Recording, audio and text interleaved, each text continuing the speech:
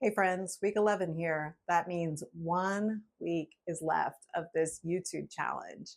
And if you've been watching these other videos, you know that this has been quite a way to practice my self-coaching tools.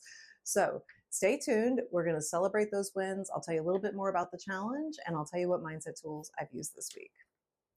So, just to remind you of the specific challenge that I'm in, it has to do with a course I took. It's called YouTube, Start a YouTube Channel After the Age of 40. I believe I've got it in the show notes. And part of that course, which is so great, is there's a community. And the moderators and the creators of the channel started a challenge that said, hey, let's try to get the people in this community to double their income or get monetized. And they had some other steps that they suggested in order to enhance the chances of that happening. And that included video recording in batches, so batch recording your videos, up to 4 videos in a setting, trying to choose a viral topic. And they had a couple tips on how to do that. I've tried one of those videos. I wouldn't call it going viral yet, but I would say it was definitely one that was a little more out of my comfort zone. I'll try to put a link to that too, so you can see what I'm talking about there. There was also the idea of making an investment and recording and using that investment as part of your video series. So maybe purchasing a product or something and then doing a video on it. I haven't done that part yet. I've got some ideas on that. So that may just have to come after the challenge. And then, oh, what was the other one? I can't remember. So we'll just skip on forward to the next thing. So I always like to share my wins with you for that week. And I just, in general, I like to celebrate wins. When I meet with my coach, Karen, it's the first thing we do. She has some literal pom-poms she takes out and shakes. And it's just a nice way to think about your week, your day, your hour.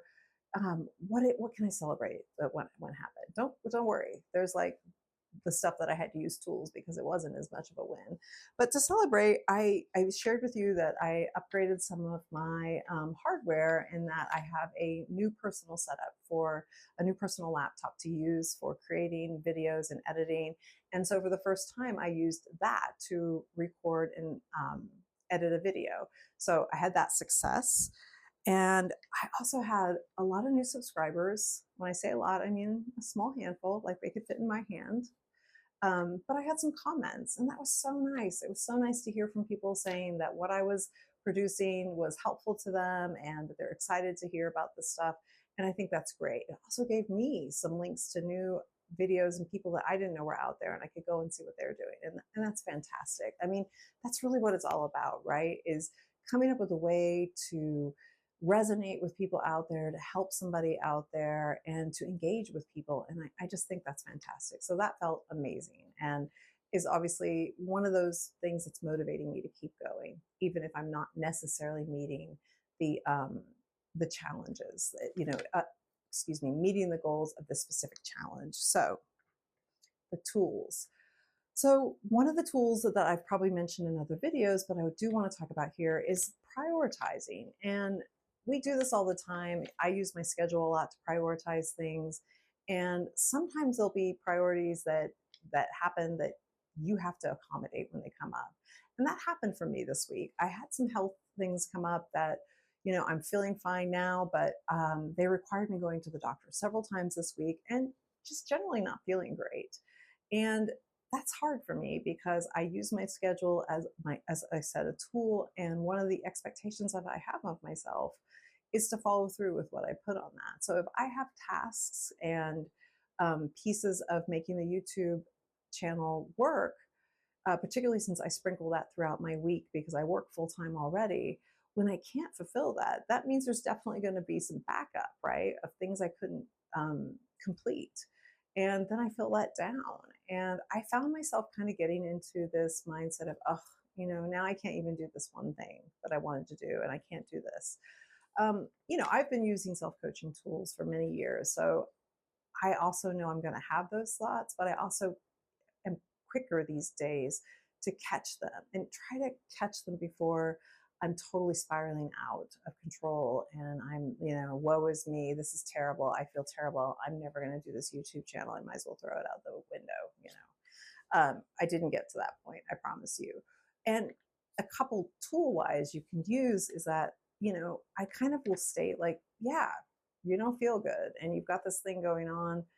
How do I want to show up for myself in that situation? And a lot of times when I'm talking to myself, I might use the like, Erin, how do you want to show up for yourself? How do we want to show up for ourselves? Knowing that we don't feel good and knowing that we're not going to necessarily want to do these tasks. And when I ask myself that question, I answer it like, I normally want to show up like with tenderness and compassion, especially in a situation where it's a health issue that I didn't expect. This isn't, it's very different than sometimes I need to use like more of a strong, firm touch where it's like, ugh, I don't feel like doing this because I'm tired or I feel lazy or I don't have any ideas. And I'll be like, I know that side. Let's get back to it. You've got to have all sides to how you encourage yourself. But in this case, it was very much like, man, I don't want to show up being a jerk to myself. I don't feel good already. And if I talk like that to myself, I'm just going to feel worse. So I caught myself, I encouraged myself, and I knew that some things would just have to wait until I felt better. And, hopefully I will.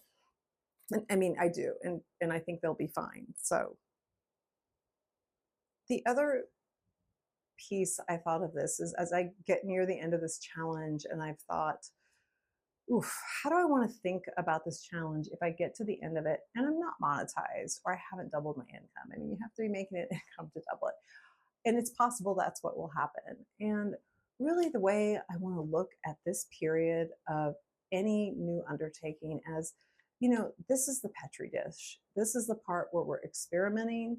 We are in the middle of the field exercise. We don't know exactly what's going to happen. This is the boot camp, whatever analogy you want to use.